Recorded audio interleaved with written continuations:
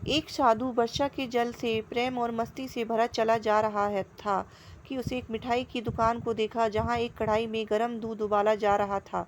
तो मौसम के हिसाब से दूसरी कढ़ाई में गर्मा गर्म जलेबियाँ तैयार हो रही थीं। साधु कुछ क्षणों के लिए वहाँ रुक गया। साधु कुछ भूख का एहसास हो रहा था।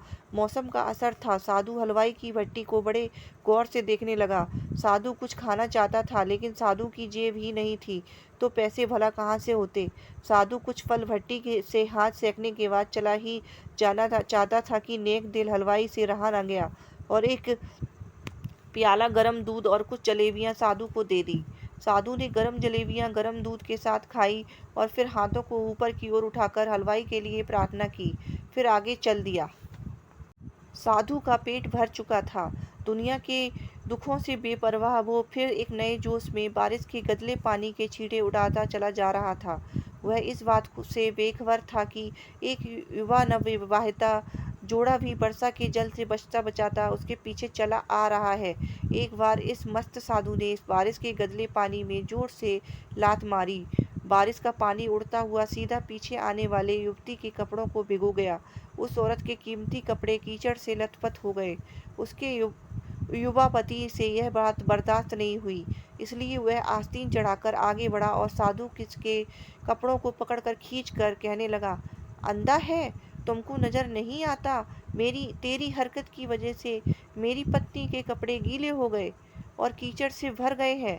साधु हक्का बक्का सा खड़ा था, जबकि इस युवा को साधु का चुप रहना नाखुशगवार गुजर रहा था। महिला ने आगे बढ़कर युवा के हाथों से साधु को छुड़ाना भी चाहा, लेकिन युवा की आंखों से निकलती नफरत की चिंगारी देख वह फिर से पीछे खिसकने पर मजबूर हो गई। राह चलते राहगीर भी उदासीनता से यह सब दृश्य देख रहे थे, लेकिन युवा के गुस्से को देखकर किसी ने इतनी हिम्मत नहीं हुई कि उसे रोक पाते और आखिर जवानी के नशे में चूर इस युवक ने एक जोरदार थप्पड़ साधु के चेहरे पर जड़ दिया। बूढ़ा साधु थप्पड़ की ताव न झेलता हुआ लड़खड़ाता हुआ कीचड़ में जा गिरा। युवक ने जब साधु को नीचे गिरता देखा तो मुस्कुराते हुए वहां से चल दिया। बूढ़े साधु ने आकाश की ओर देखा और उसके ओंठों से निकला, वाह मेरे भगवान, कभी गरम दूध जलेबियाँ और कभी गरम थप्पड़, लेकिन तू अगर चाहे मुझे भी वही पसंद है। यह कहता हुआ वह एक बार फिर अपने रास्ते पर चल दिया। दूसरी ओर वह युवा जोड़ा अपनी मस्ती को समर्पित अपनी मंजिल की ओर अग्रसर हो गया। थोड़ी ही दूर चलने के बाद में वे एक मकान के सामने पहुंचकर रुके। युवक का सिर फट गया था और कुछ ही देर में ज्यादा खून बहने लगा। लोगों ने दूर से आते साधु को देखा तो आपस में कानाफूसी होने लगी कि निश्चित रूप से इस साधु बाबा ने थप्पड़ खाकर युवा को श्राप दिया है, तभी उसे चोट लगी। दूसरे युवकों ने यह बात सुनकर साधु बाबा को घेर लिया। एक युवक कहने लगा कि आप कैसे भगवान के भक्त हैं, जो केवल एक थप्पड़ के कारण युवा को श्राप दे बैठे। भगवान के भक्त में रोष व गुस्सा हरगिज नहीं होता। आप तो जरा सी असुविधा पर भी धैर्य न कर सके। साधु बाबा कहने लगा, भगवान की कसम, मैंने इस युवा को श्राप नहीं दिया। अगर आपने श्राप नहीं दिया तो ऐसा नौजवान युवा पीढ़ियों में कैसे गिरा कि उसे इतनी गंभीर चोट आई। तब साधु ने दर्शकों से एक अनोखा सवाल किया कि आप में से कोई इस सब घटना का चश्मदीद गवाह मौजूद है। एक युवक ने आगे बढ़कर कहा, हाँ, मैं इस सब घटना का चश्मदीद गवाह हूँ। साधु ने अगला सवाल किया, मेरे कदमों से जो कीचड़ उछला था, क्या उसने युवा के कपड़ों को दागी किया था? युवा बोला, नहीं, लेकिन महिला के कपड़े जरूर खराब हुए थे। साधु ने पूछा, फिर युवक ने मुझे क्यों मारा?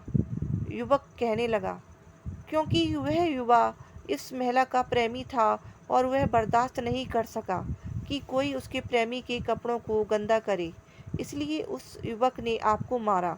युवक की बात सुनकर साधु बोला, साधु बाबा ने एक जोरदार ठहाका बुलंद किया और यह कहता हुआ वहां से विदा हो गया।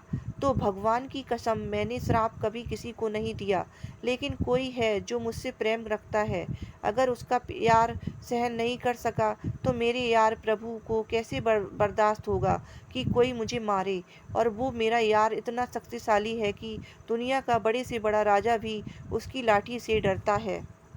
सच है, उस परमात्मा की लाठी दिखती नहीं है और आवाज भी नहीं करती, लेकिन पड़ती है तो बहुत दर्द देती है। अपने धन, यौवन और पद का अहंकार दूसरे को चोट पहुंचाने का कारण बनता है, किंतु जब समय का चक्र हमारी तरफ घूमता है तो हमारा कष्टों का दौर शुरू हो जाता है। हमारे कर्म ही हमें उसकी लाठी से बचाते हैं। बस कर्म अच्छे होने चाहिए। किसी को भी कोई चोट पहुंचाना है, दुख चोट खुद चोट खाने की तैयारी करना है। हमें अपने गलत कर्मों से डरना चाहिए, क्योंकि ईश्वर की लाठी में आवाज़ नहीं होती।